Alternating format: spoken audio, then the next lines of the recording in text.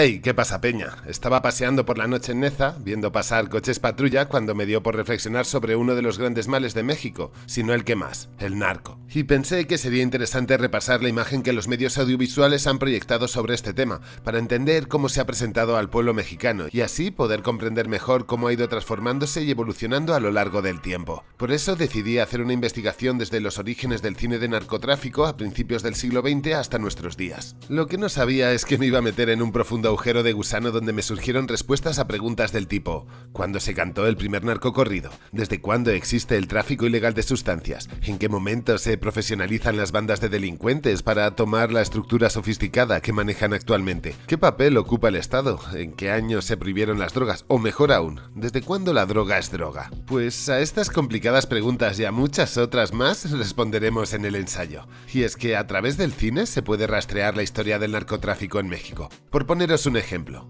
en las películas con esta temática veremos una evolución de lo que se consume. En cada etapa ha habido una sustancia dominando el mercado. En los primeros metrajes es el opio y sus sucedáneos, como la morfina, la que está más presente. Luego pasa a ser la hierba, la coca y finalmente ultraprocesados sintéticos diseñados por la industria farmacéutica, como el fentanilo. ¿Y sabéis qué? La sustancia va a influir sobre el tipo de violencia que se ejerce, pero no me quiero adelantar. Y me gustaría hacer una aclaración. Tampoco podemos dejar pasar por alto que esta imagen está distorsionada, en ocasiones por ser trabajos financiados por el Estado, más interesados en criminalizar para justificar su represión que en mostrar algo afín a una realidad compleja. Y en otras ocasiones simplemente se trata de una mala investigación por parte del guionista o del director. Vamos, que tenemos que tomar la información que vemos en pantalla cogida un poco por los pelos. Y otra cosa, para poder desarrollar este trabajo me di cuenta que un vídeo de 20 minutos es poco, así que dividiré el ensayo en varias partes. En este abordaré los orígenes del problema, cómo, cuándo y por qué se formaron las primeras mafias, y llegaremos hasta los primeros señores de la droga. La primera vez que el cine mexicano abordó tanto el tema de los estupefacientes como el de las bandas de traficantes fue en 1927, con un film titulado El puño de hierro. El metraje se rodó y estrenó en Veracruz, aunque por su argumento comprometido nunca llegó a exhibirse en Ciudad de México, principalmente porque mostraba corrupción política, tabú en el cine oficialista, por lo que durante un tiempo estuvo perdida. Finalmente fue encontrada en los 60 y restaurada en el 2017. Y si os interesa la tenéis aquí en YouTube, en el canal de la UNAM. Pero dejando de lado sus curiosidades técnicas, algo que me llama la atención es que se pensó con una finalidad pedagógica, para alejar a la gente del consumo de opio. Solo de esta manera se puede explicar una secuencia en la que el doctor da una conferencia hablando sobre los peligros de las sustancias, en el que muestra a diferentes niños con problemas físicos, a la vez que aparece un rótulo, extraído de la sinopsis, donde advierte sobre los problemas de malformaciones en los hijos de los yonkis. Y esto no lo menciona por una cuestión de salud, sino de pureza racial. Y es que ya en 1917 aparece un proyecto de ley para la Constitución mexicana, donde se propone luchar contra el alcoholismo y el envenenamiento por sustancias que degeneran la raza. Y aquí ya viene el primer plot twist. El prohibicionismo no toma el argumento de la salud hasta casi mediados del siglo XX. ¿Cómo? Pues a ver, estamos frente a un fenómeno sociocultural muchísimo más complejo de lo que cualquiera podría pensar. Si volvemos un momento a la escena del doctor cuando da su discursito y nos fijamos bien, al lado suyo hay una persona de claros rasgos indígenas. ¿Por qué?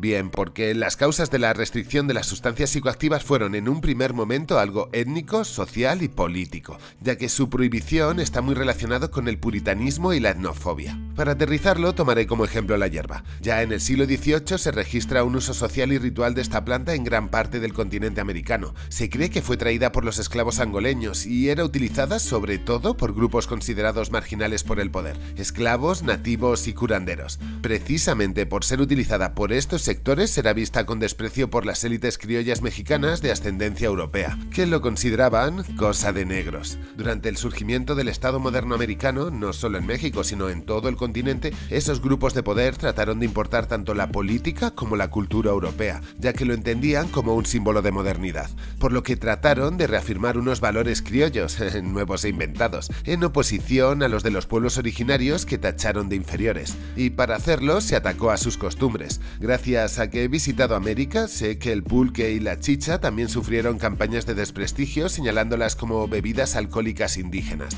aunque de fondo estaba la industria alcohólica intentando desplazarlas para ser ellos los que se ponían a vender cervezas. Vamos, el objetivo es criminalizar y prohibir sus costumbres, y de esta manera forzarles a adoptar las nuestras. Tanto la prohibición de la hierba como del opio o la estigmatización del pulque responde al mismo sentimiento de odio cultural, y la manera de expresarlo fue atacando a las rutinas y consumos de las comunidades que son diferentes a las nuestras. Al señalar sus costumbres como algo de salvajes, les estás lanzando una invitación, o mejor dicho, una extorsión simbólica para que abracen la cultura dominante. Por lo que no me sorprende ni un poco que al lado del profesor blanquito vestido de traje y pajarita aparezca un indígena con la ropa rota. Pero volviendo con la película. Cuenta la historia de cómo un joven acomodado es arrastrado por unos delincuentes al mundo del vicio, enganchándole a la morfina.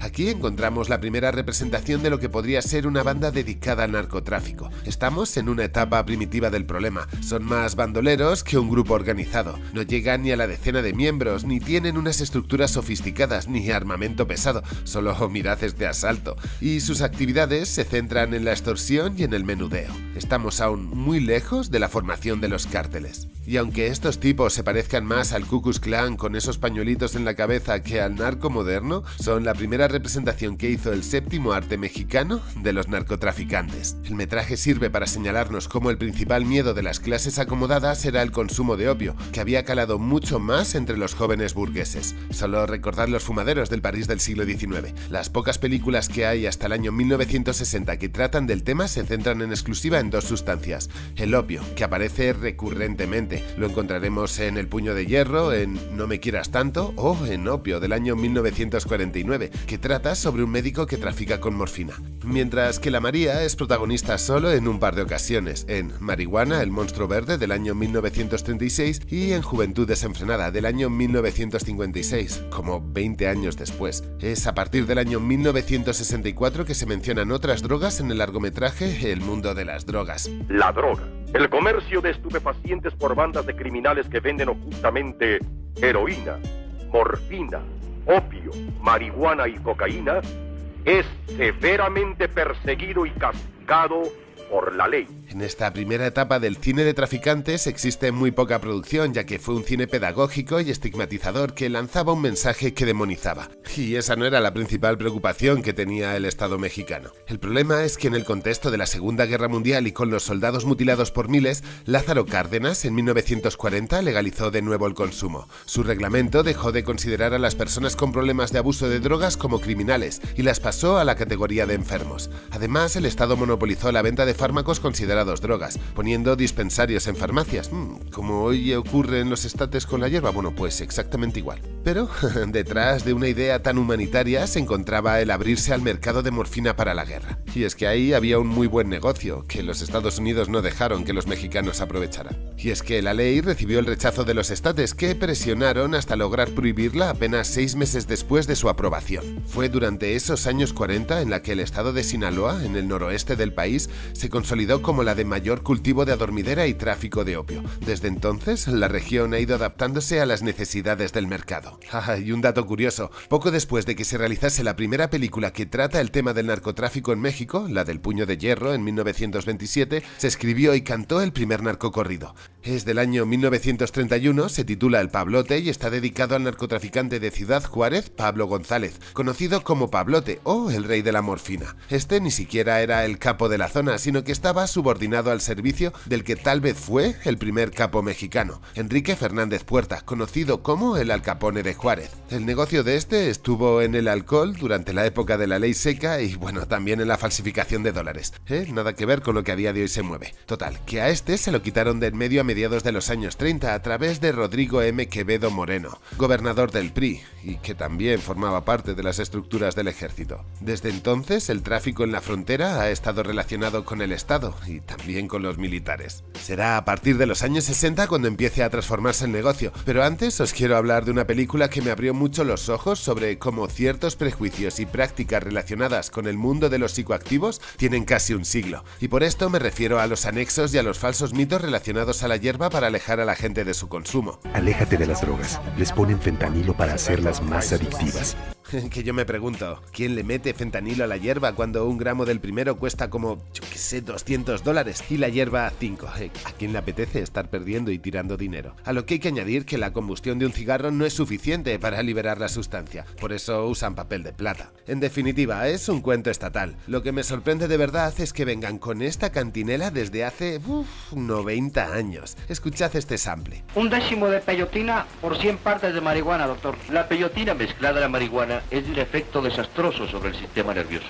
En definitiva, que esto es como lo del chupacabras. La realidad da más miedo, pero prefieren contarnos un cuento fantástico y exagerado. Pero más me sorprendió lo de los anexos. En teoría, la AA, Alcohólicos Anónimos, aterriza en México en 1946 y no es hasta la década de los 70 que surgen. Los anexos, claro. Os dejo un pantallazo con su origen por si necesitáis contexto. Dadle pause si queréis leerlo. Total, que para quien no los conozca, son lugares extraños y perturbadores donde encierran a la gente con adicciones y los curan, muy entre comillas esto de los curan, con terapias de choque a la vida. El punto es que se les ha señalado muchas veces por sus prácticas más que cuestionables, como el secuestro de personas con la intención de enderezarlos. Buenos días, amigazo. Somos del Kayak Anexo del Extremo. Nos vamos a llevar. Seguro que alguien de la comunidad ha estado en alguno y nos puede contar su experiencia. Si eso, anclo al primero que lo diga y el resto que tenga algo que decir, que siga el hilo. Total, que escuchad esto. Misterioso llamado telefónico a este diario nos da cuenta del supuesto secuestro de la famosa cabaretera llamada La Golondrina. Aunque aplaudimos la campaña que dicho doctor libra contra las drogas y sus traficantes, un secuestro es una ofensa grave. Estamos en 1936 y ya hay protoanexos que usan los mismos métodos. Otra cosa que me llamó la atención de El Monstruo Verde es cómo los traficantes desde sus orígenes diversificaban sus negocios y lavaban su dinero. Hicimos un juramento. Luchar por la destrucción de la mafia del Monstruo Verde, los traficantes en drogas más poderosos de nuestro país y que son dueños de la compañía de taxis más importante de esta capital. Y no sé por qué, pero tanta coincidencia con nuestros tiempos y esa frase hizo que me preguntase ¿desde cuándo existe el narcotráfico? Y esto puede resultar una respuesta obvia porque es demasiado lógica, pero es la que más sentido tiene. ¿Desde cuándo existe? Bueno, pues desde que se prohibieron las drogas. La prohibición de estupefacientes está estrechamente relacionado con el surgimiento del Estado moderno. Ya sé que hay algún que otro caso histórico particular, como la prohibición de alcohol por parte del mundo islámico, o la lucha contra el opio por parte de los chinos.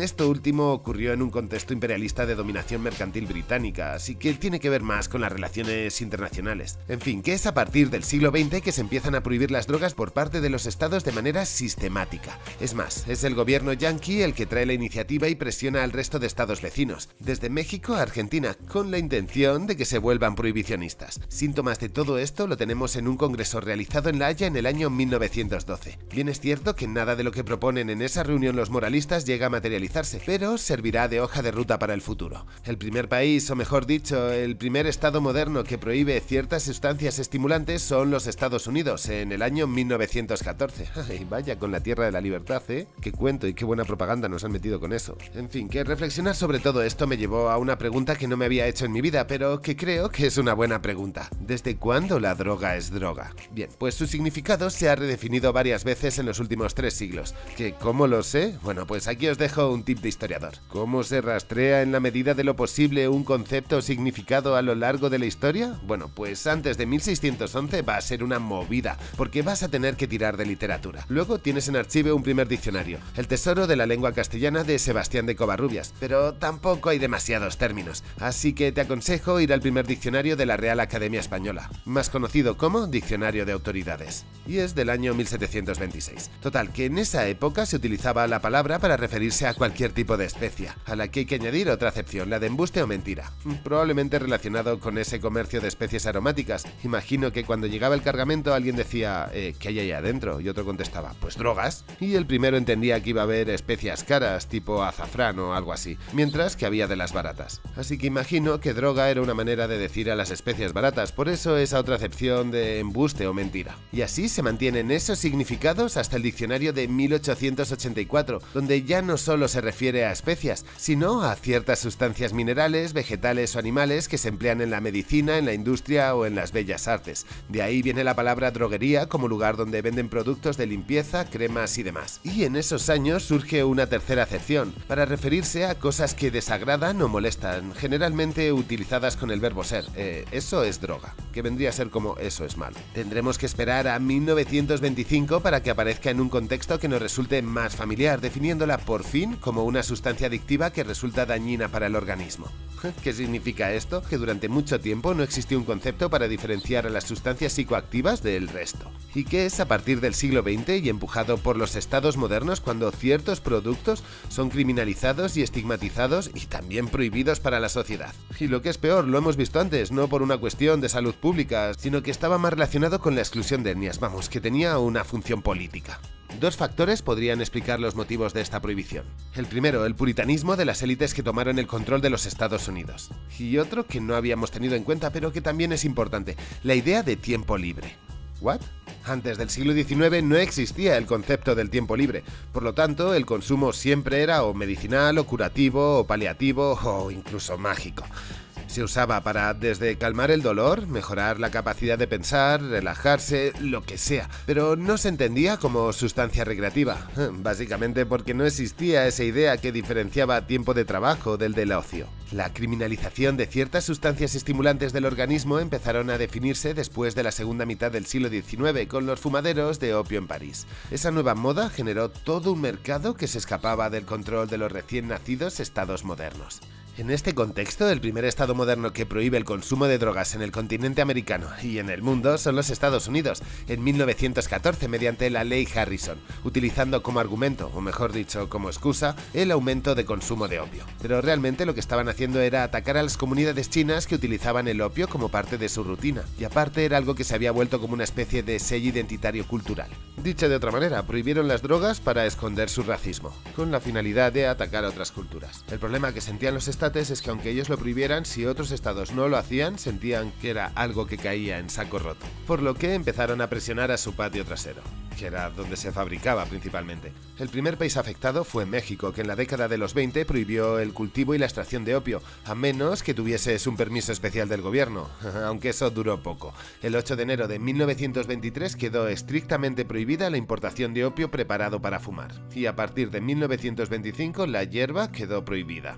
¿Os imagináis qué significó esto? Bueno, pues que en el momento en el que se prohibió, nació el tráfico. Y de la noche a la mañana, la rutina de muchas personas se volvió delito. Tened en cuenta que en México el consumo de María era algo tradicional, como demuestra la canción de la cucaracha que se popularizó en la época de la Revolución Mexicana y que dice, ya no puedo trabajar, porque no tiene, porque le falta marihuana que fumar. La representación que hace el cine en esta primera etapa de esos narcotraficantes se parece mucho en cuanto a estética y estilo de vestir y comportarse al estereotipo que presenta Hollywood en su cine de gángsters. Son tipos con traje o gabardina, elegantes y que no se parecen en nada a la imagen que mucha gente tiene del traficante mexicano, con su sombrero, su camisa con flecos y sus botas al estilo norteño. Serán los hermanos Almada los que popularizarán ese estilo a través del metraje Contrabando y Traición, Camelia la Tejana, del año 1975, obra que ya tiene todos los elementos que darán forma a la narcocultura. Personajes fuertes, o mejor dicho, héroes de lo ilegal, tráfico, ambientada en la frontera y musicalizada con los Tigres del Norte a través de narcocorridos. Será en esos años cuando surja la narrativa de los primeros cárteles. De hecho, en 1978 se forma el Cártel de Guadalajara. En conclusión, en esta primera etapa del narcocine mexicano que he delimitado entre 1927 y 1975, se produjeron muy pocas películas porque no es un tema que forme parte de la problemática, ni del país ni de la ciudadanía. Aún así, todas ellas tienen un tono moralizante y de rechazo absoluto. Los traficantes son siempre villanos, personajes diseñados para no empatizar con ellos, ni tampoco tienen demasiada profundidad. También podemos ver cómo aún no se han formado estructuras de poder complejas, ni hay cadenas de mando. Las armas y la munición que manejan son las que puedes tener tú en tu casa. También la complejidad de los delitos y su diversificación es mínima. A lo que hay que añadir que encontramos que las sustancias que dominan la escena son la María y los derivados del opio. O dicho de otra manera, estamos aún en una etapa embrionaria del narco. Y una cosa que es importante, el día 24 haré una quedada de despedida en la plaza de Tlatelolco a las 16 de la tarde, a las 4 vamos, y nos pasaremos ahí todo el día. Más tarde, cuando caiga el sol, conectaremos un proyector y veremos el docu del Grito, y también nos quedaremos luego un rato tomando las calles y charlando. Os invito a toda la peña porque será una noche realmente hermosa. Y quisiera cerrar esto con una reflexión sobre otra prohibición estatal de sustancias, el alcohol. Cuando se promulgó la ley seca de los estates, entre 1920 y 1933, el Estado se vio reforzado, ya que creó 17.972 nuevos burócratas, muchos de ellos con pistola. para poder así administrar el ingente volumen de trabajo fruto de las multas, los operativos, etcétera, etcétera. Durante ese periodo, 45.000 personas recibieron condenas de cárcel, y lo único que logró la medida fue aumentar la violencia y crear grupos de crimen organizado y corrupción política. La ley se retiró en 1933 al no alcanzar los objetivos propuestos, como reducir el consumo de alcohol y disminuir la criminalidad. De hecho, logró todo lo contrario. La sociedad perdió, pero como dije hace un momento, el Estado se fortaleció haciéndose más grande. Y es que el narcotráfico en México no nació en los campos de amapolas, sino en los despachos donde se firmaron las leyes para perseguir tradiciones, rutinas y pueblos. El monstruo lo creó el Estado, y ahora no sabe cómo matarlo. O bueno, tal vez no le interese. Y no me digáis por qué, pero creo que este vídeo va a ser sadubaneado. Espero que os haya gustado también. Si creéis que ha sido interesante, pues movedlo, difundidlo y todas esas cosas. Soy Agli Capone, estás en La Filmo y nos vemos en los vídeos.